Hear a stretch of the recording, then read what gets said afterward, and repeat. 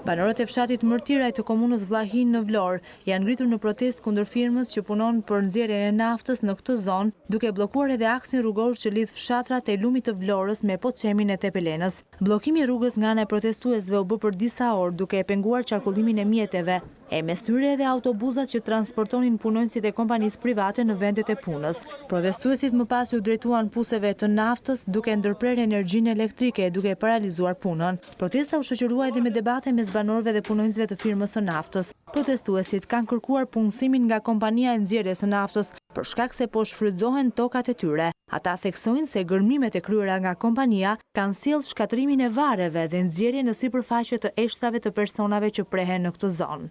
Neve nuk kemi vend varri se as në Vlorë nuk na pranojnë, as në fshat se ka strimi nuk të lët bësh varri. Edhe ata varre që janë aty, ata babalar tanë e gjyshit tanë i kanë zjerë kocka. Kam mbaruar teknikumin e naftës qytetit tani 1975. Edhe jam 195 deri sot pa punë. Këtu vinë punojnë nga gjitha fshatat që kanë pronë, kanë tokë, kanë të gjitha, të pusojnë këta të fshatit njërë, pastaj atë vjetë tjerë qofse ka vënë. Nëse ata nuk plotësojnë kërkesat tona, të gjitha, nuk i plotësojnë kërkesat tona, të marrin kullat dhe pikin, të na lënë tokën e olla. Ta punojmë neve tokën. Kam punuar 18 vjet, kam 2 vjet janë pushuar dhe kam mbledhur 2 vjet gjyqe, kam fituar dhe gjyqen dhe nuk po kthehem në punë. Kam 38 puse në tokën time. Urdhë, kam patur shtëpi këtu. Më janë shkatëruar dhe shtëpi dhe prona.